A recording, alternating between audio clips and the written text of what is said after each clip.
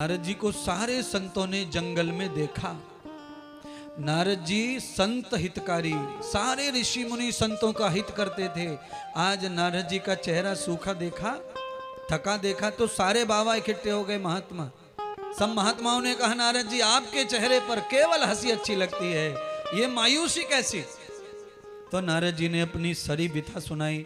अरे महात्मा संतों, मेरे पिता ब्रह्मा बीमार चल रहे हैं और मैं अपने पिताजी के स्वास्थ्य के लिए 3 लोक 14 भवन सर्वत्र घूम आया, पर कहीं भी उनका इलाज नहीं मिल रहा, कहीं विधि नहीं मिल रही। मैं क्या करूं समझ में नहीं आता। और पुत्र होते पिता दुखी हो तो मेरा मर जाना ही बेहतर है। भाई ऐसा कोई कहे तो मैं ऐसे पिता को कहूंगा कि बार बार ऐसी औलाद को जन्म देना, धरती पर जितनी बार आना है। तो पिता को दुख होते ही, पिता को दुख होते ही, माता को दुख होते ही बालक को दुख हो जाए। कैसा सुंदर बालक, कैसा अनसीगर, कैसा वंश चलाने वाला है।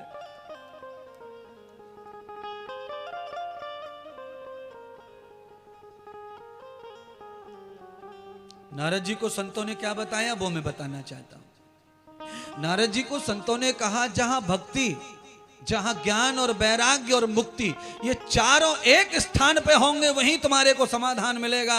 अन्यथा दुनिया में कितनी भी पूजा पाठ कर लो, समाधान मिलने वाला नहीं है। कर्मकांड समाधान नहीं दे सकता है, केवल आपकी मन सांत्वना दे सकता है कि हमने ये पूजा कर ली, हमने ये कर लिया, बस। समाधान कहां मिलेगा? जहां चारों होंगे, भक्ति, ज्ञान, वैराग्य और मुक्ति। ये कहां है? तो संतों ने कहा कि अभी अभी हमने थोड़े दिन पहले इन सब चारों को एक साथ श्री वृंदावन में देखा। हे नारद जी, अगर आप वृंदावन चले जाएंगे तो हो सकता है आपका काम बन जाए। पर ये सब चलते फिरते हैं, एक जगह कभी रहते नहीं है। भक्ति एक जगह नहीं रहती है, ज्ञान एक जगह नहीं रहता है, वैराग्य एक जगह नहीं, ये बदलता रहता है, चलता फिरता। आज ये ज्ञानी, कल वो ज्ञानी दिख रहे हैं, परसों वो ज्ञानी दिख रहे हैं। आज ये वैरागी दिख रहे हैं, परसों वो वैरागी दिख रहे हैं। आज ऐसा लग रहा है इनको तो मुक्ति मिलेगी ही मिलेगी, ये तो महान है, पर कल दूसरे को लगता है। ये चलता फिरता संसार है। ऐसे ले चले व्याख्यान करके कि गीत गा के ले चले वृंदावन।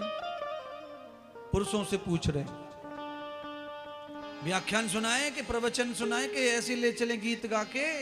श्रीमद् भागवत महापुराण की जय हो।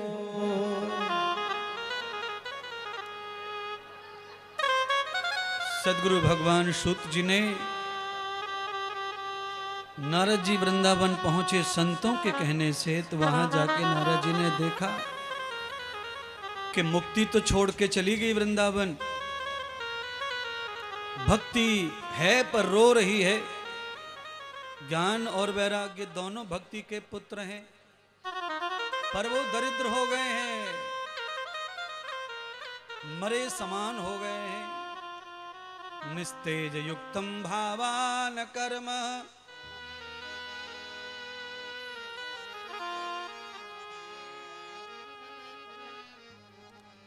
शरीर रह जाता है, डेड बॉडी रह जाती है, मरा हुआ जीव निकल जाता है।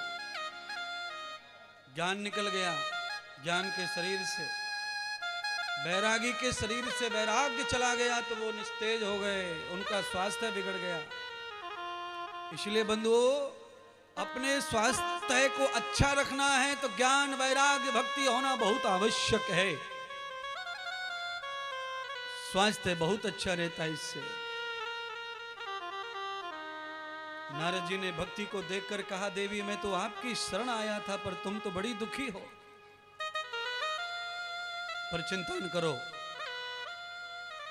मैं नारद अपने पिता ब्रह्मा के सुख के लिए निकला, पर मैंने तुम्हें दुखी देखा। तो अपना हो चाहे पराया हो, पर आप जगत के कल्याण करने वाली है। मेरे पिता सृष्टि बनाते हैं, पर सृष्टि का उद्धार तो भक्ति से होता है। आपका हंसना बहुत जरूरी है। नारद जी ने वचन दे दिया भक्ति को, मैं तुम्हारे पुत्रों को जल्दी से जल्दी ठीक कर दूंगा और शीघ्र लौट कर आऊंगा। नारद जी का काम नहीं बना और नारद जी फंस गए। लौट कर नारद जी हिमालय की ओर जाने लगे।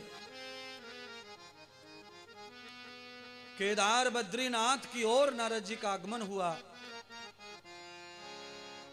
नारद जी को देखा, उन पवित्र पहाड़ियों के बीच में भगवान अखंड ब्रह्मचारी सनत कुमार खड़े थे। सनत कुमारों ने नारद जी को देखते ही उनका अभिनंदन स्वागत किया।